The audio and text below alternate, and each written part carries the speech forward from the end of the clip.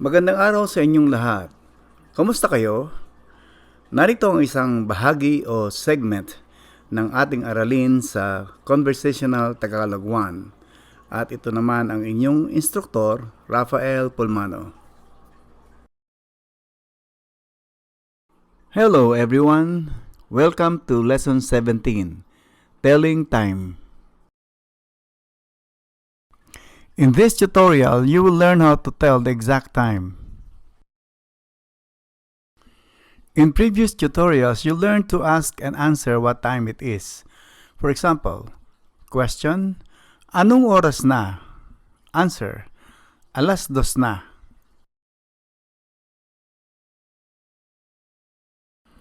You also learned how to talk about time schedules, like question, anong oras ang basketball? Answer, 7:00 ng gabi.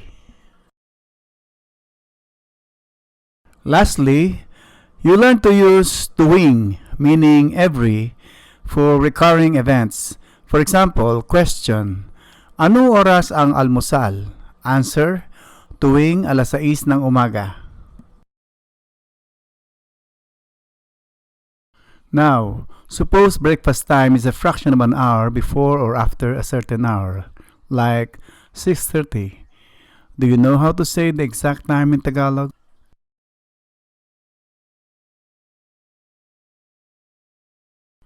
To tell the time 6:30 a.m., you say 6:30 ng umaga. Imedya is borrowed from Spanish. E means and, while medya means half. Here's another example of using imedya when talking about time. Suppose you want to know if it is already 12:30. Then you ask, 12:30 na ba? Is it 12:30 already? Tagalog speakers sometimes attach E to the number before it that ends in a vowel, like in the case of alauna.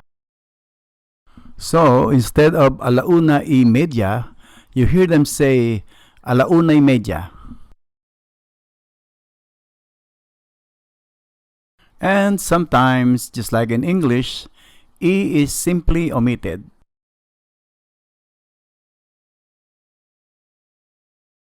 That's why, in some Tagalog conversations, you might hear 1:30 instead of 1:30.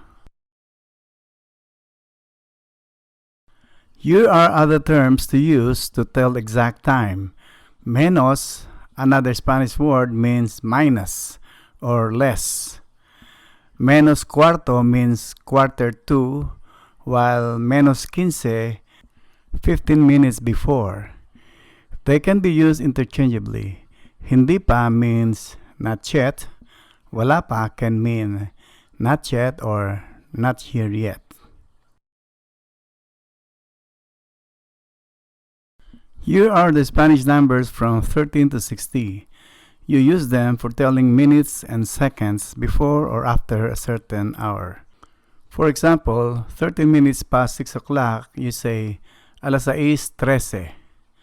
13, 13, 14, 14, 15, 15, 16, 16, 17, 17, 18, 18, 19, 19, 20, 20, 21, 21, 22, 22, 23, 23, 24, 24, 25, 25, 26, 26, 27, 27, 28, 28, 29, 29, 30, 30.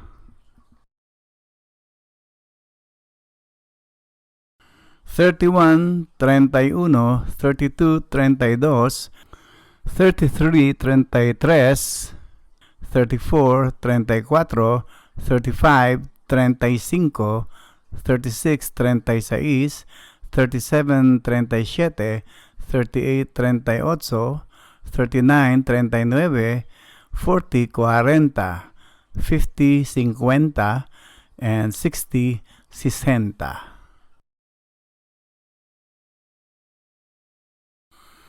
Let us practice telling the exact time.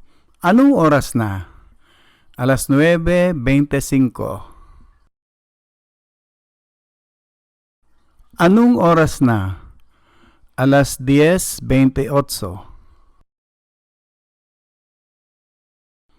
Anong oras na? Alas 3:42. Anong oras na? Alas 8:30 na.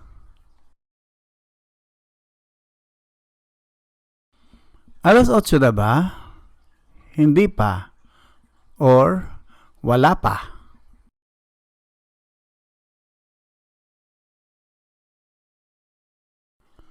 Alas 6 na ba? Hindi pa. Or wala pa. Or menos 5 para alas 6.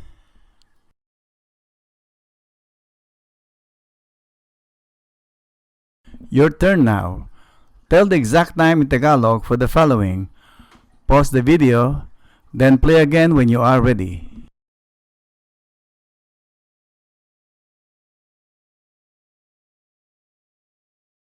Check your time. Your answers.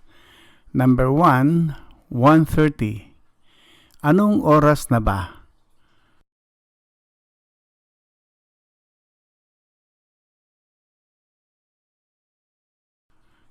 Alauna y media na.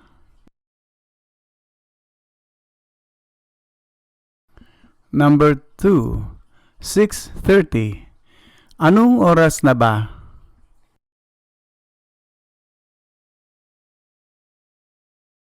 Alas 6:30 na.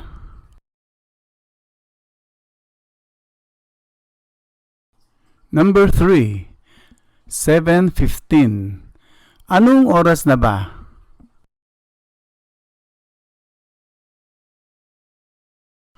Alas 7:15 na.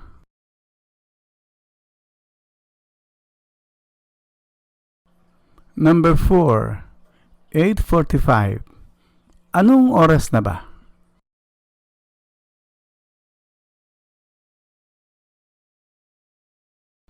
Alas 8:45 na. Or menos cuarto para alas 9 na.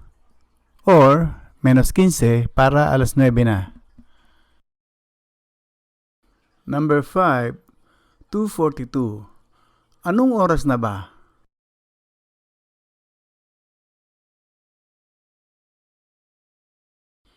Alas 2:42 na. Or menos 18 para alas 3 na. Number 6, 10:37. Anong oras na ba?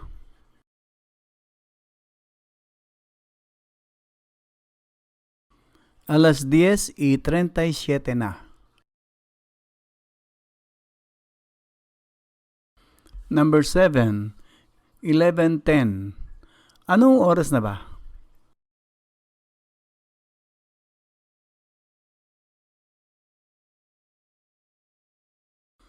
Alas 11:10 na.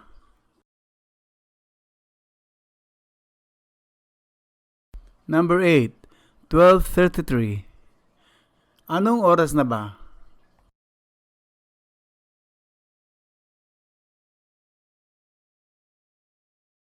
Alas 12:33 na.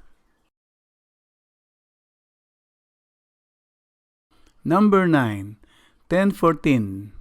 Anong oras na ba?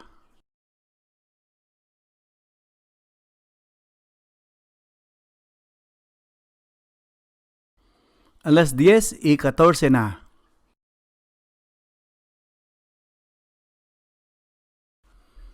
Number 10, 11:06.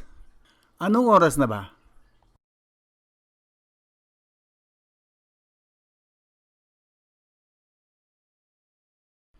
Alas 11:06 na.